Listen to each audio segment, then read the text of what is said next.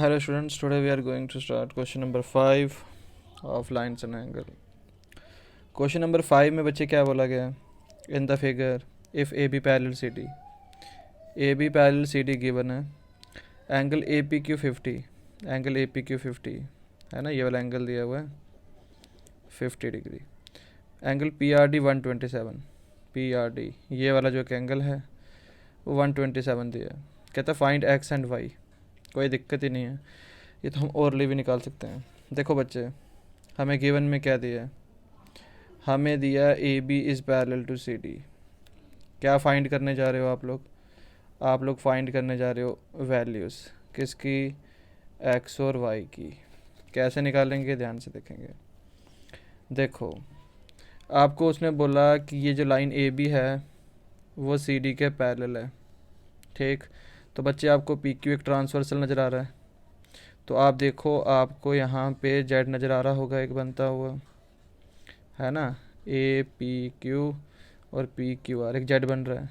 तो angle x किसके बराबर होगा? 50 डिग्री के. क्यों होगा? Alternate interior angles, right. तो हम क्या लिखेंगे? सिंस जैसे कि हमें पता है कि ए बी और सी डी आपस में पैरेलल हैं और पी क्यू जो है वो ट्रांसवर्सल है. पी क्यू क्या है? ट्रांसवर्सल है. तो एंगल ए पी क्यू और पी क्यू आर दोनों बराबर. तो angle P Q R, angle P Q R, angle A P Q लिख सकते हैं हम लोग, क्योंकि सामने सामने दिखाई दे रहे हैं. वो क्या है? ऑल्टरनेट इंटीरियर एंगल्स हैं. तो लिख लेते हैं रीज़न, ऑल्टरनेट इंटीरियर एंगल्स हैं. तो पी क्यू आर की वैल्यू क्या है? एक्स. और ए पी क्यू की वैल्यू कितनी है? 50 डिग्री. इसका मतलब एक्स की वैल्यू निकल गई.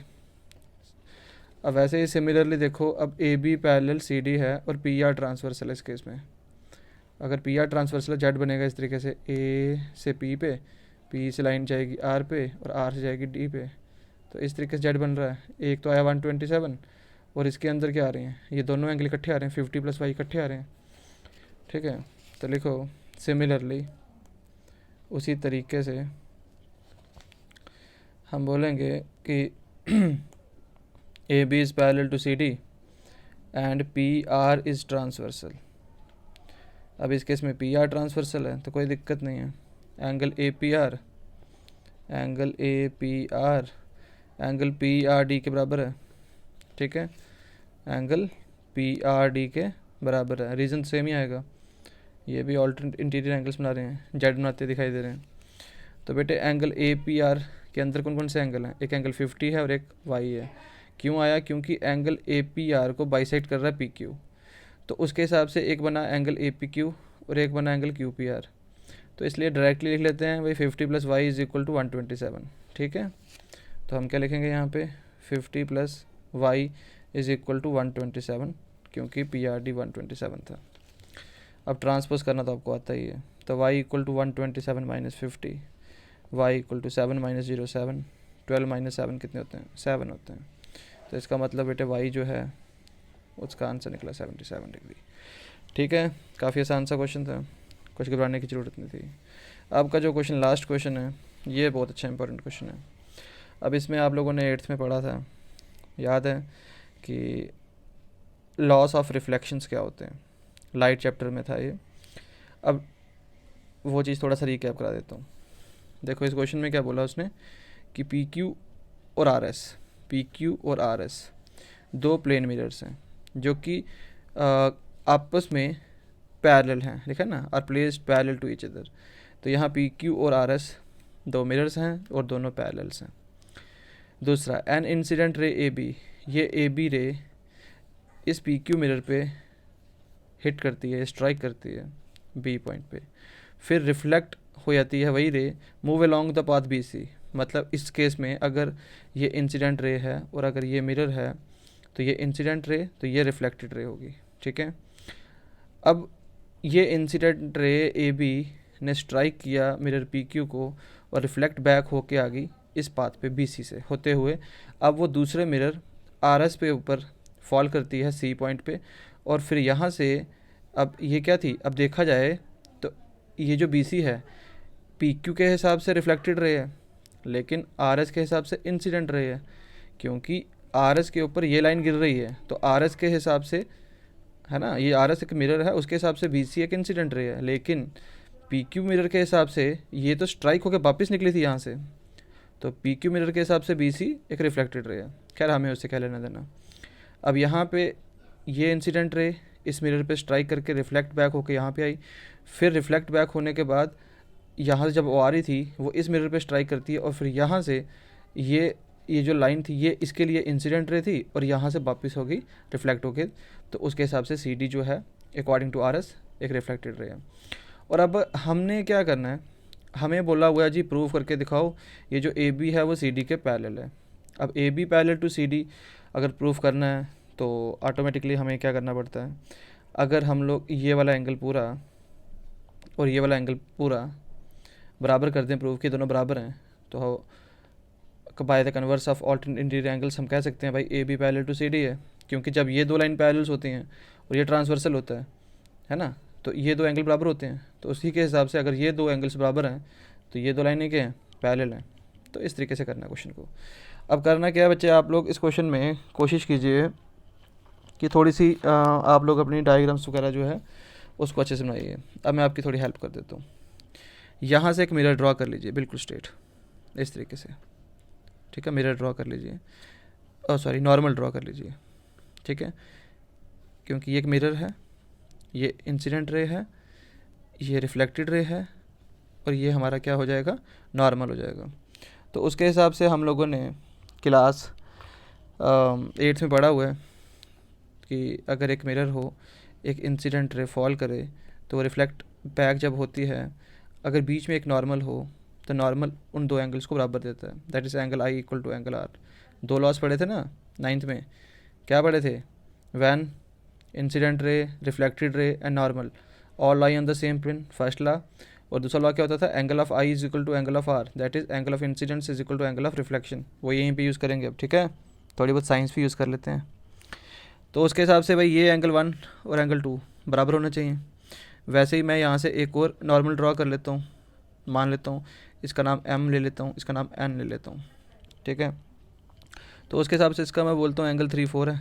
ऑब्वियसली बात है वो तो होगा ही, क्योंकि ये इंसिडेंट रे है, ये हमारी रिफ्लेक्टेड रे है, और ये नॉर्मल अगर मैं बीच से बना दूंगा तो by loss of reflection angle 3 angle 4 के बराबर है, तो कोई घबराने की ज़रूरत नहीं है। अब क्वेश्चन को सॉल्व करने की कोशिश करते हैं, ठीक है बच्चे। सबसे पहले गिवन में क्या दिया हुआ आपको, P Q parallel R S दिया था, तो लिख लेते हैं भाई P Q parallel to R S given है, ठीक है। लॉजिकल क्वेश्चन है, ध्यान से समझिएगा। 2 प्रूव करने जा रहे हैं, क्या प्रूव करना है, A B parallel C D है, कोई बात नहीं करके देखते हैं। कंस्ट्रक्शन में हमने क्या किया, हमने ड्रॉ किया एक बी एम जो कि, या एम बी पी क्यू के परपेंडिकुलर ड्रॉ कर दिया, और एन सी जो है या सी एन आर एस के परपेंडिकुलर ड्रॉ कर दिया। तो लिख देते हैं कि M B perpendicular P Q, construction में क्या किया हमने, ड्रॉ किया ना, draw M B perpendicular P Q and N C perpendicular R S, जो कि मैंने आपको अभी जस्ट बताया। अब प्रूफ करने की कोशिश करते हैं, ठीक है। हम क्या करते हैं, लिखते हैं बाय लॉस ऑफ रिफ्लेक्शन। तो लॉस ऑफ रिफ्लेक्शन के हिसाब से क्या भाई, जस्ट बताया मैंने, 1-2 के बराबर, 3-4 के बराबर, एंगल 1 एंगल 2 के बराबर, इक्वेशन नंबर 1 दे देते हैं, और एंगल 3 एंगल 4 के बराबर, इक्वेशन नंबर 2 दे देते हैं, ठीक है। यहाँ तक कोई डाउट नहीं। अब आप नोटिस कीजिए, अगर कोई दो लाइन पैरेलल्स हों, राइट, ये दो लाइन पैरेलल्स थी और मैंने एक नॉर्मल लिया था, नॉर्मल क्या बिल्कुल परपेंडिकुलर जो होता है 90 का होता है। अब अगर ये 90 का है तो ऑटोमेटिकली यहाँ से मैंने एक परपेंडिकुलर बनाया था नॉर्मल एन सी, ये भी 90 है, ये भी 90 है, तो जब मैं पूरा जोड़ दूँ तो यहाँ पे क्या है, ये भी 90 का है, ये भी 90 का है ना। तो बेटा ये तो एक, या तो आपकी रेक्टेंगल बन जाएगी या एक स्क्वायर बन जाएगा, ऑब्वियस ही बात है। तो ये दो लाइंस क्या होंगी आपस में, ऑब्वियस ही बात है पैरेलल ही होंगी, क्योंकि बिल्कुल स्ट्रेट बन रही हैं। तो उसके हिसाब से जो आपका एम बी है और एन सी है दोनों आपस में पैरेलल हैं, ठीक है। अब लिखना है ना हो एम बी जो कि आपने लिया एम बी, वो पैरेलल किसके आ गया, एन सी के। अब देखो ये और ये दो लाइन आपस में क्या हैं, पैरेलल हैं, और ये मैं मान लेता हूँ बी सी ट्रांसवर्सल है and B C is transversal. ये कॉन्सेप्ट ध्यान से समझिएगा। अब देखो ये और ये आपस में क्या थे, पैरेलल, और ये ट्रांसवर्सल था, तो इसने क्या बनाया इस तरीके से जेड, तो 1 किसके बराबर दिखाई दे रहा है, 1 3 के बराबर दिखाई दे रहा है। तो angle 1 is equal to angle 3, reason आपको पता है क्या है, ऑल्टरनेट इंटीरियर एंगल्स है। यहाँ तक कोई डाउट नहीं है। अब आप क्या करो, इसको मल्टीप्लाई कर लो 2 के साथ, मल्टीप्लाई बोथ साइड बाय 2। तो ये क्या हुआ, 2 multiply angle 1 is equal to 2 multiply by angle 3। तो ये हुआ 2 टाइम एंगल 1 और ये 2 टाइम एंगल 3। 2 टाइम एंगल 1 को कैसे लिखते हैं, एंगल 1 प्लस एंगल 1, और 2 टाइम एंगल 3 लिख सकते हैं एंगल 3 प्लस एंगल 3। कोई डाउट नहीं है, कोई प्रॉब्लम नहीं है। अब देखिए आपने पीछे क्या प्रूफ किया, 1 2 के बराबर है, तो 1 2 के बराबर है तो मैं 1 की जगह 2 लिख सकता हूँ, और 3 4 के बराबर है, पीछे लिखा था तो मैं इसकी जगह 4 पुट कर सकता हूँ। और रीज़न दे देता हूँ यहाँ पे कि भाई एंगल 1 2 के बराबर था और एंगल 3 4 के बराबर था। ठीक है बच्चे। अब एंगल 1 प्लस एंगल 2 क्या बन रहा है, एंगल 1 प्लस एंगल 2 ये बन रहा है पूरा एंगल ए बी सी, और एंगल 3 प्लस एंगल 4 क्या बन रहा है, एंगल बी सी डी बन रहा है ना, angle 1 plus 2 A B C. तो एंगल 1 प्लस 2 मैं लिख सकता हूँ एंगल ए बी सी, और एंगल 3 प्लस 4 क्या बन रहा है, 3 और 4 बन रहा है एंगल बी सी डी। ठीक है, तो equal to angle B C D. ठीक है, अब देखो बच्चे, अब ये ए बी सी और बी सी डी दोनों इक्वल हो गए। जब ये वाला पूरा एंगल और ये वाला पूरा एंगल मैंने इक्वल प्रूफ कर दिए तो ऑटोमेटिकली क्या हुआ ये बच्चे हमारा एक पेयर बना रहे हैं ऑल्टरनेट इंटीरियर एंगल्स का, तो उसके मुताबिक ए बी जो है वो सी डी के पैरेलल होगा, बिल्कुल कन्वर्स। जैसे अगर A B parallel C D होता है और ये ट्रांसवर्सल होता है बी सी, तो एंगल ए बी सी और बी सी डी इक्वल होते थे। अब इस केस में क्या हुआ, एंगल ए बी सी और बी सी डी बराबर हैं और बी सी ट्रांसवर्सल है, तो उसके मुताबिक क्या हुआ, A B parallel C D है। ठीक है, तो लिखिए simple, but angle A B C and angle B C D form a pair of alternate interior angles. तो देयरफॉर क्या प्रूफ करना था, A B parallel C D. ठीक है, therefore A B is parallel to C D. तो इसी के साथ क्या हो गया, आपकी ये एक्सरसाइज हो गई कंप्लीट। ठीक है, हैंड्स प्रूव्ड भी हो गया और आप लोगों की एक्सरसाइज भी कंप्लीट हो गई। तो नेक्स्ट एक्सरसाइज में कोशिश करते हैं एक ही एक्सरसाइज में सारे क्वेश्चन करने की। तब तक best of luck, take care.